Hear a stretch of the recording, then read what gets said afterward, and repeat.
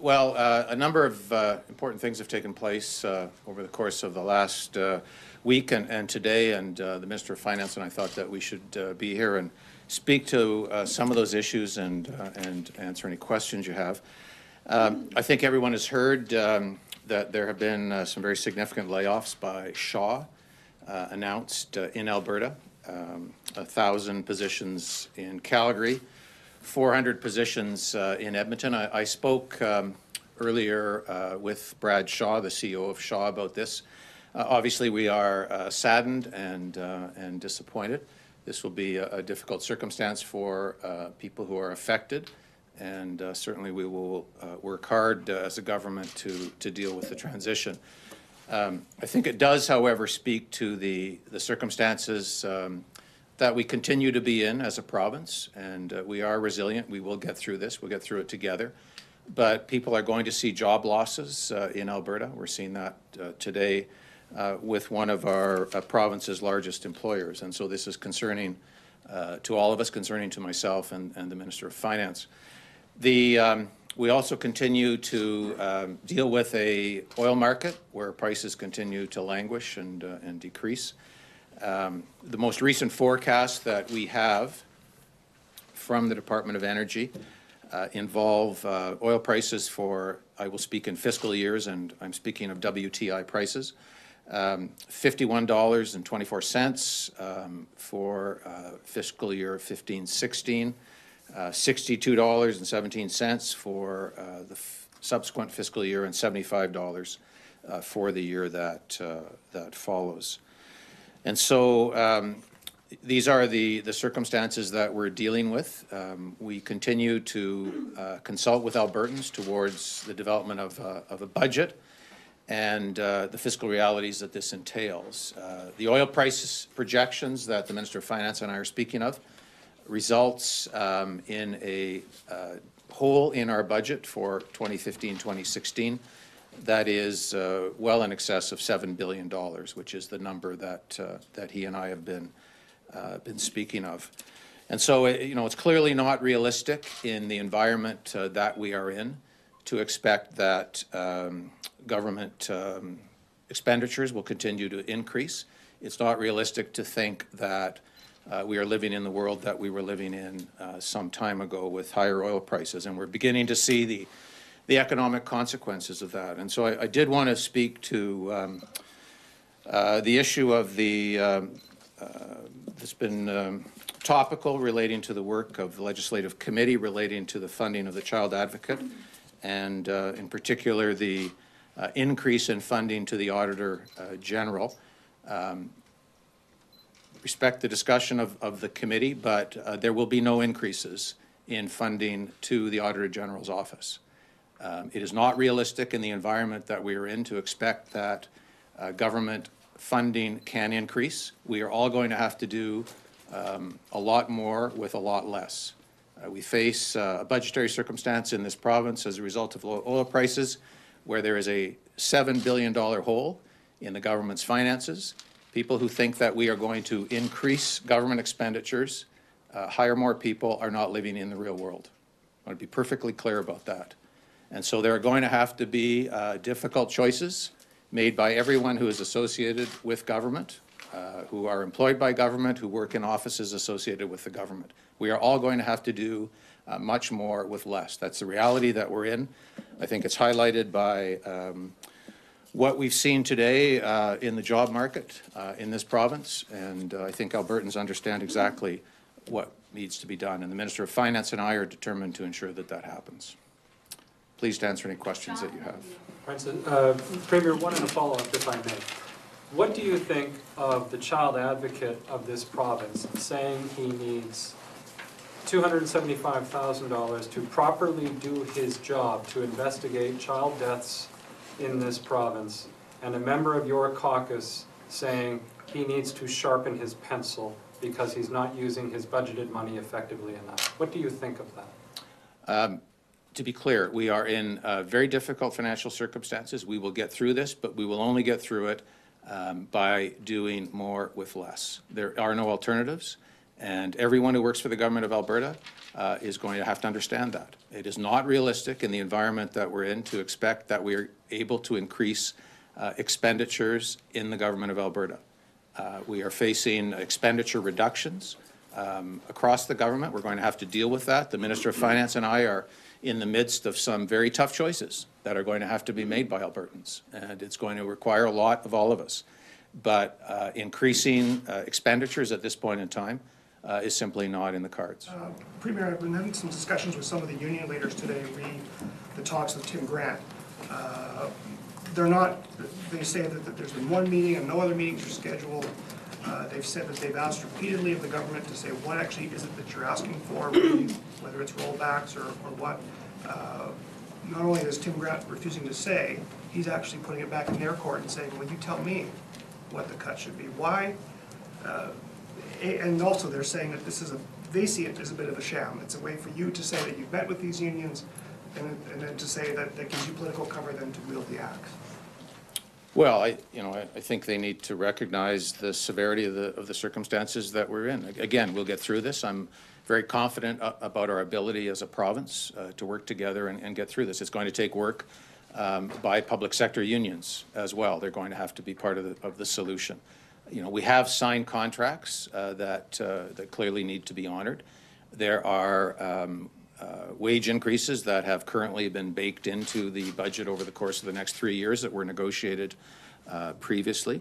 There are also negotiations that will be undertaken in the next year. As I recall, there are close to 81,000 public sector employees whose contracts will be negotiated in the next fiscal year. So this is a challenging circumstance that we have to manage. We will sit down at the appropriate time with the union representatives and get into some of the specifics. In the meantime, they need to understand the significance of the problem that we're facing, recognize that there are no easy answers, and that they are going to have to be part of the solution. Tim Grant was mandated by the Minister of Finance and I to have the earliest discussions with public sector unions, and I believe that he's done that, and he's done exactly what we asked him to do.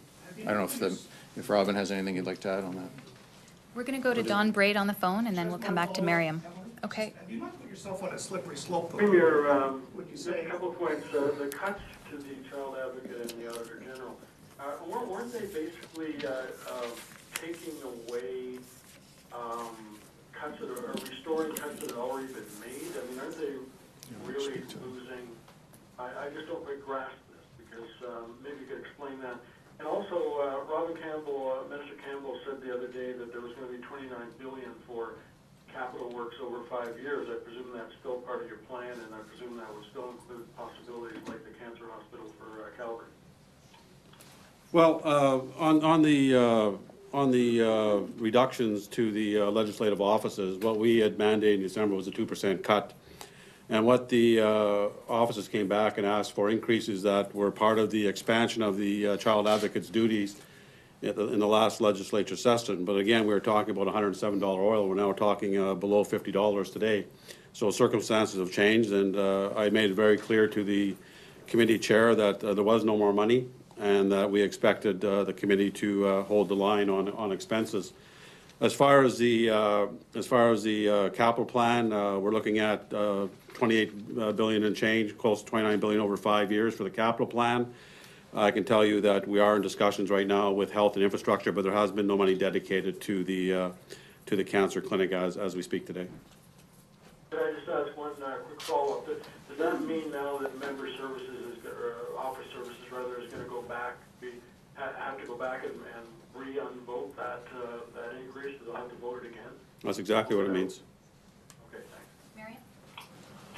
So with your comments, you said that you respect the decision of the legislative committee, but that there will be no new funding. Are you overturning the decision that the all-party committee made yesterday to reinstate $546,000 to the Auditor General's office? Yes.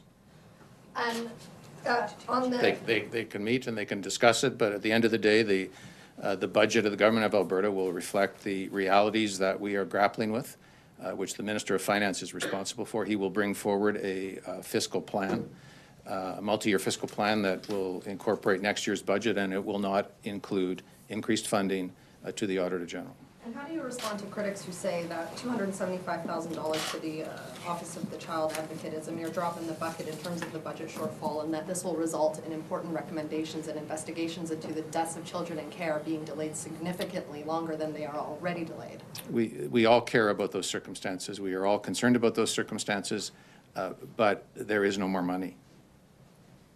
And this has to apply across the board to people that do important work of the government of Alberta in many different areas. And people need to understand this. They need to appreciate that the employees of Shaw today who lost their jobs are living in the real world.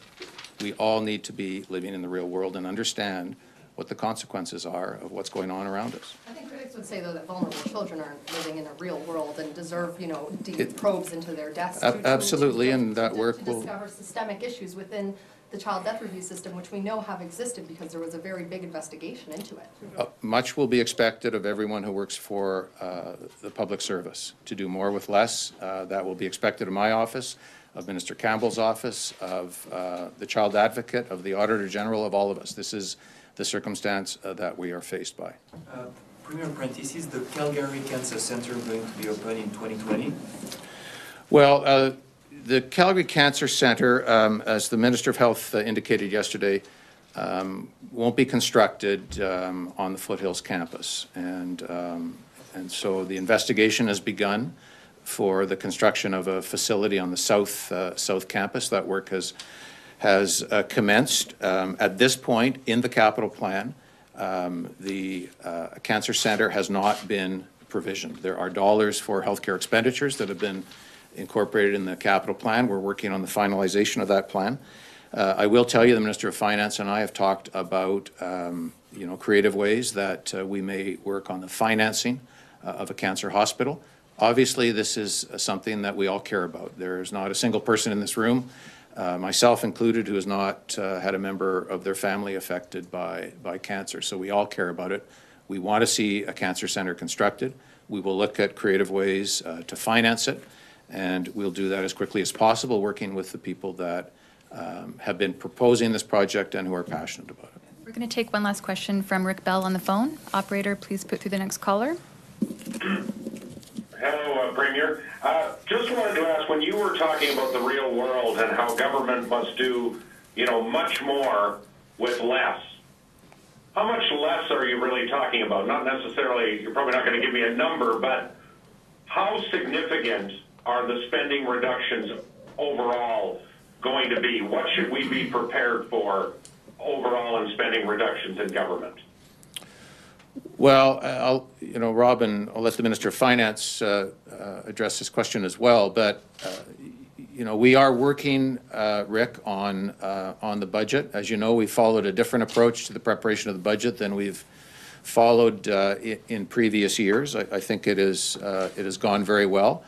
We are still consulting with Albertans. I was in a 4-hour budget consultation yesterday here in Edmonton.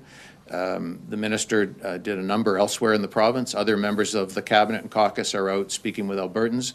I think at last count we'd heard from over 20,000 Albertans who've gone online and responded with their individual thoughts. And so we are in the process of consulting. Broad parameters I think are becoming clear. This needs to be a multi-year approach. It needs to be balanced. It needs to be measured.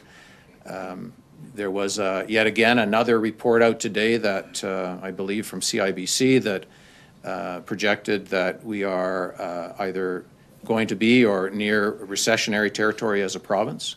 And so, we're mindful that economists are suggesting that we should, to some extent, run deficits for the next several years, that will be helpful.